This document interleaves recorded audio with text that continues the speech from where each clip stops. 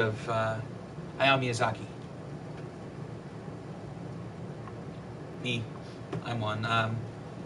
So before I get started on this, I wanted to bring up that how many of you did any of you used to follow me on Google Plus? I used to do movie reviews every other day or so, and this is actually the one I'm about to do today is actually one that I typed out and did that, posted it on Google and stuff.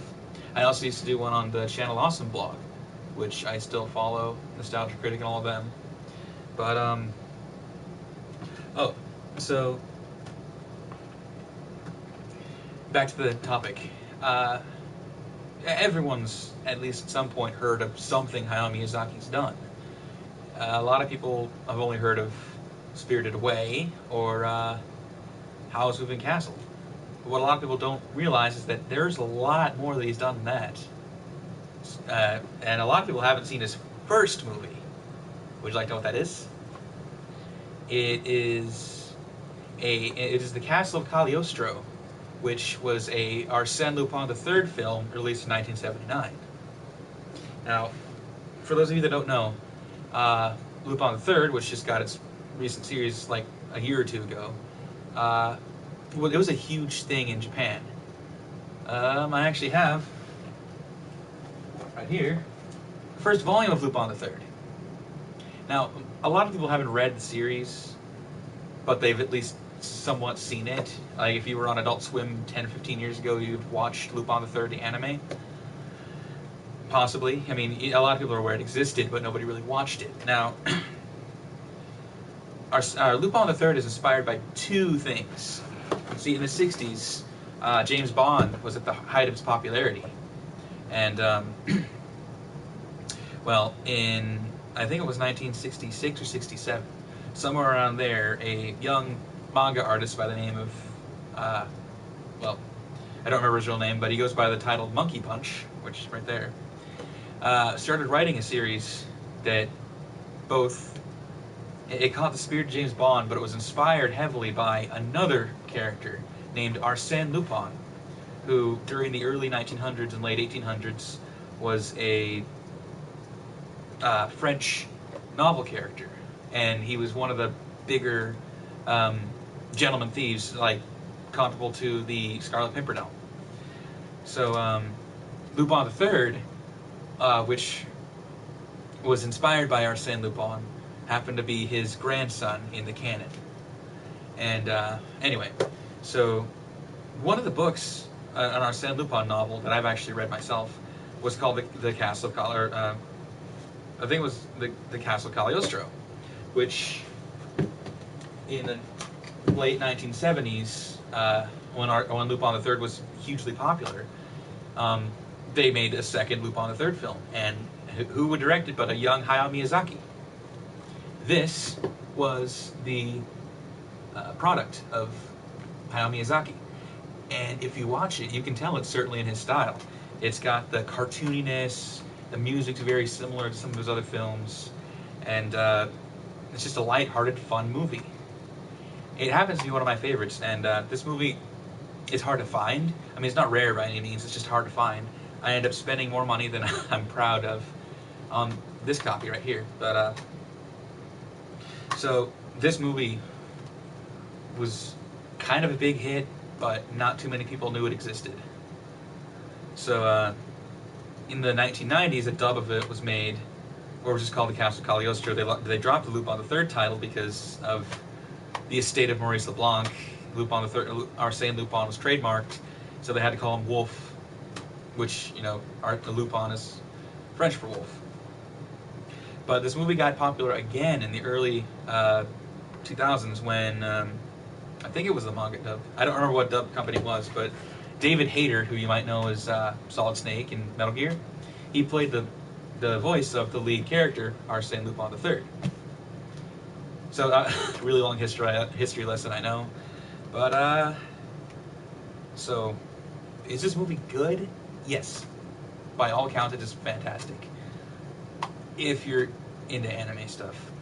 But let me go ahead and explain the plot. So, it opens with Lupin III and his friend slash gunman. What was his name? Shit. Daisuke Jigen. Yeah, I'm a big Lupin the Third fan, but I forgot what his name was for a second. They rob a casino in, I think it's Monte Carlo, and they get millions of dollars, right? Just flat out rich. And then they figure out, or actually Lupin figures out, that they're all counterfeits, and they're the best quality counterfeits, which are called the goat bills, which come from a small nation state called Cagliostro.